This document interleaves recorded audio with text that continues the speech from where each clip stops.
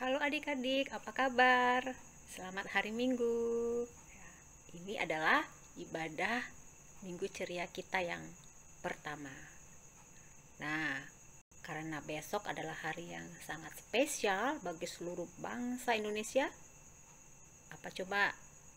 Ya benar, besok kita akan merayakan Hari Kemerdekaan Indonesia yang ke-75. Kita bersyukur ya, bangsa Indonesia telah bebas dari perbudakan, bebas dari penjajahan, menjadi bangsa yang merdeka.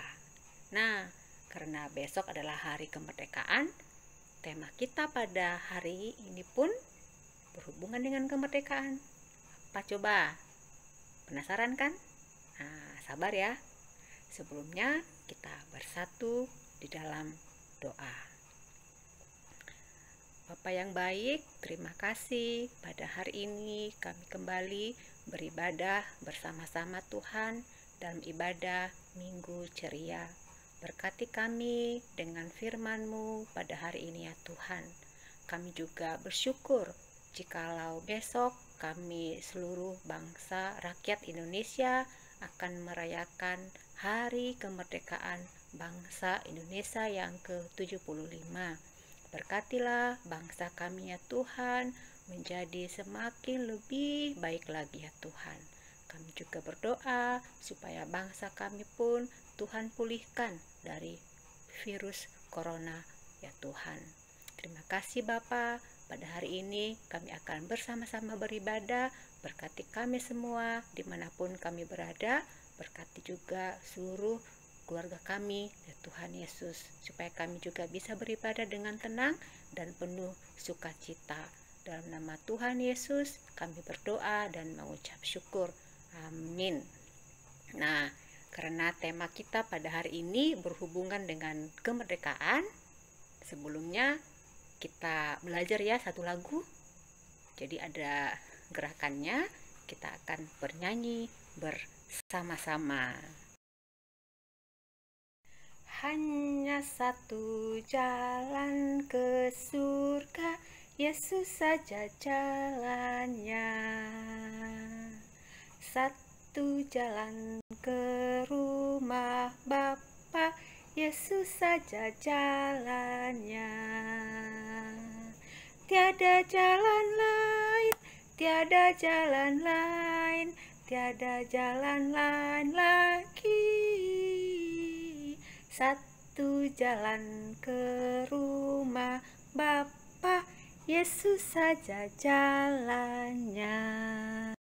Karena besok adalah hari kemerdekaan Republik Indonesia yang ke-75, maka tema Minggu Ceria pada hari ini adalah Merdeka dari Perbudakan. Adik-adik tahu tidak? Hidup dalam perbudakan itu sangat mengerikan sekali. Sehingga tidak ada satu bangsa atau satu orang pun di dunia ini yang ingin dijajah atau diperbudak. Setiap orang ingin bebas dan ingin merdeka.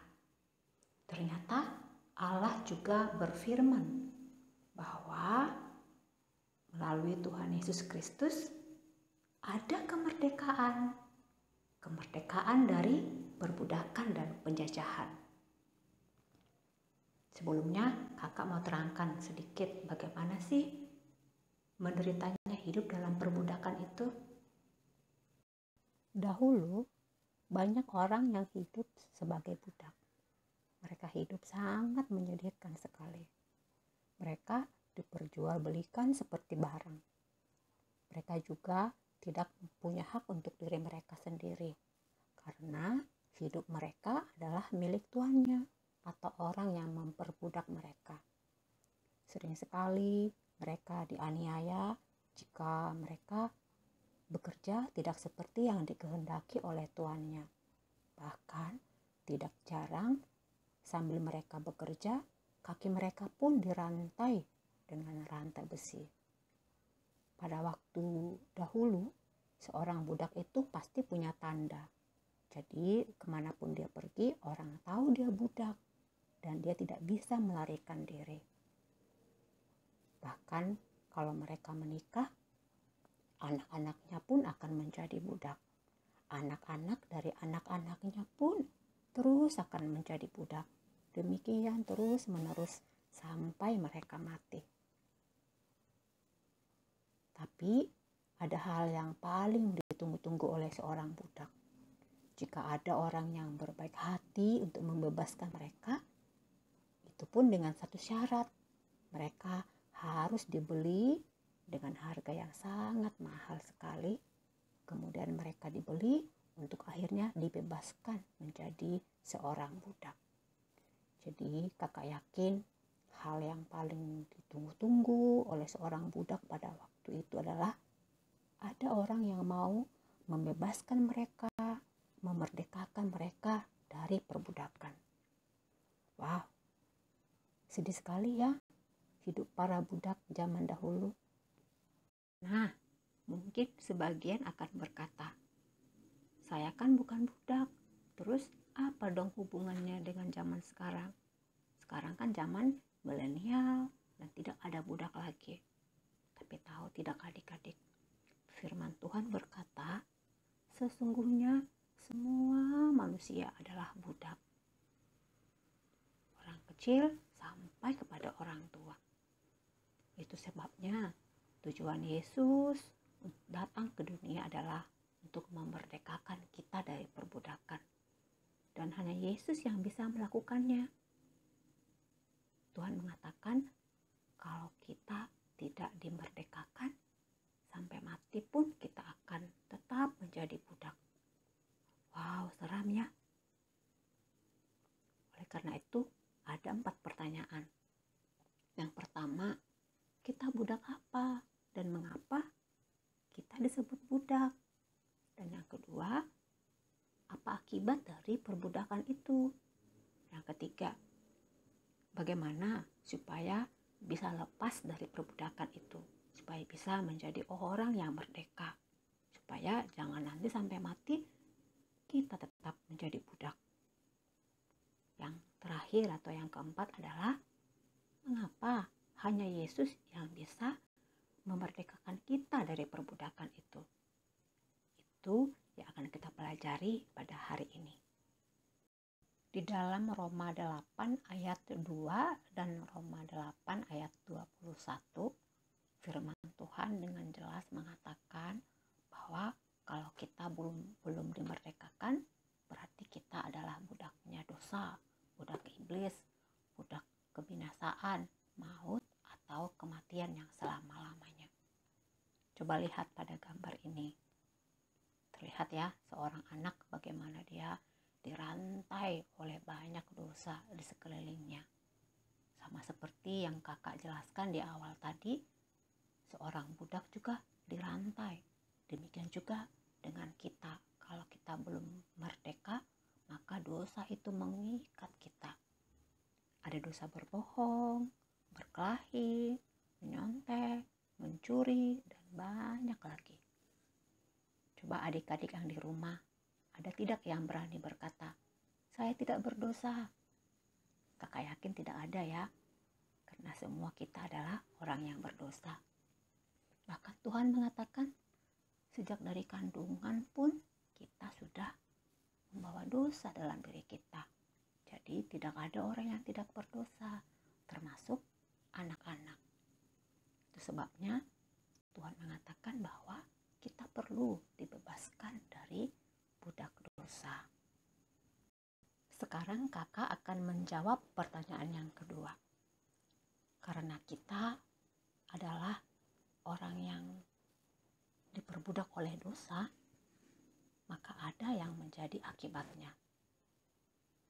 Dosa memisahkan kita dari Allah, dan upah dosa ialah maut. Arti maut adalah kematian yang kekal di neraka, artinya selama-lamanya. Jadi masuk surga adalah mustahil atau tidak mungkin bagi siapapun yang masih menjadi budak kalau belum dimerdekakan.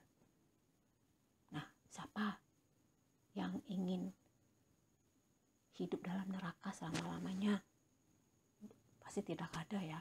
Semua ingin ke surga. Tapi dikatakan bahwa dosa itu membuat kita terpisah daripada Allah, sehingga kita tidak bisa masuk ke dalam surga bersama-sama dengan Allah. Mengerikan sekali ya akibat daripada perbudakan dosa itu. Karena akibat dari perbudakan dosa itu sangat mengerikan sekali, terpisah dari Allah dan hidup di neraka. Manusia tidak mau tinggal diam.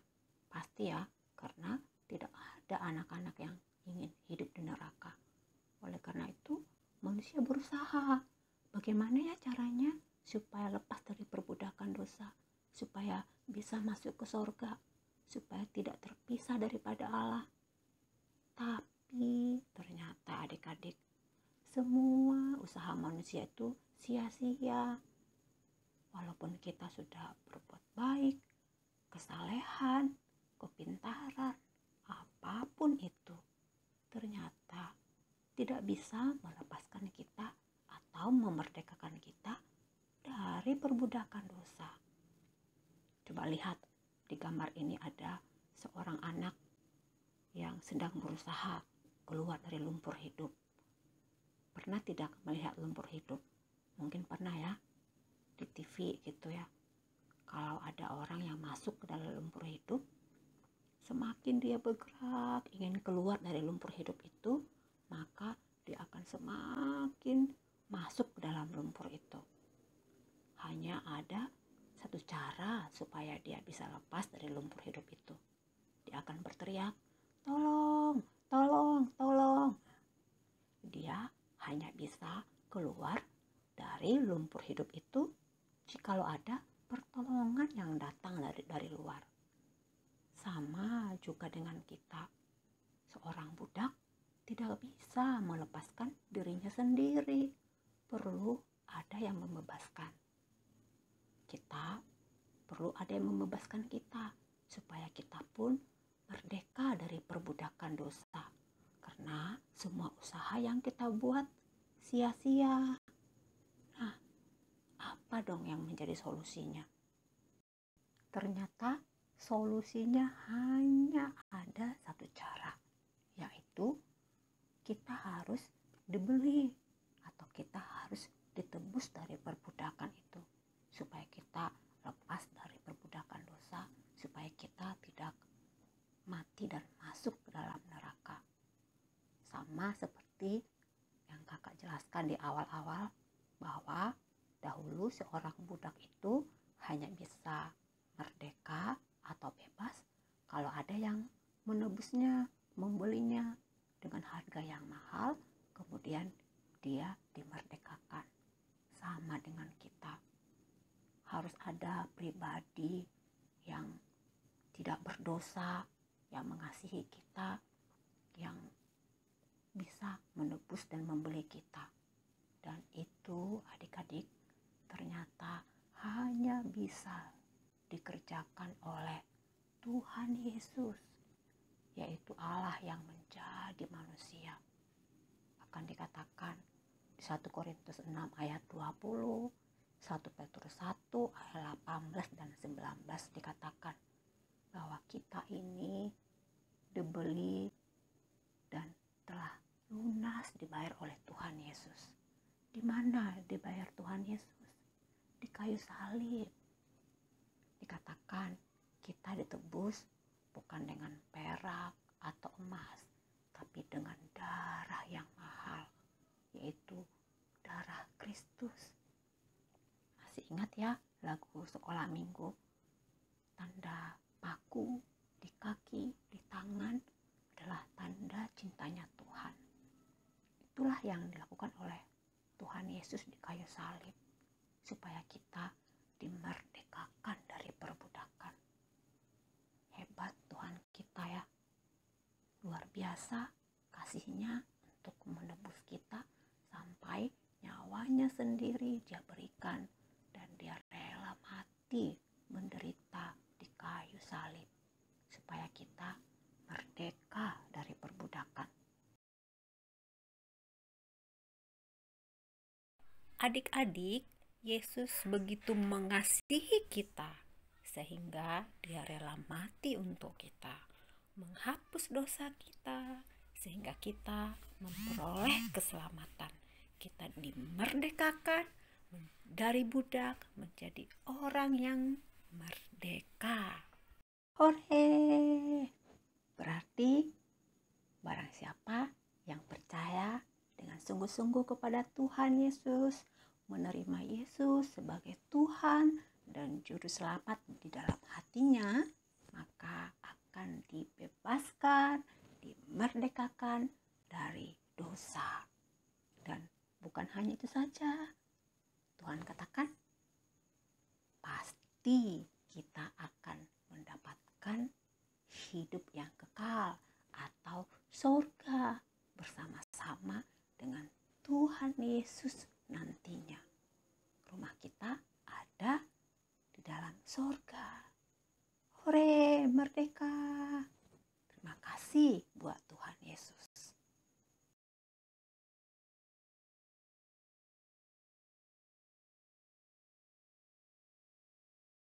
Adik-adik, siapa yang mau sungguh-sungguh percaya kepada Tuhan Yesus dan rindu untuk dimerdekakan dari perbudakan?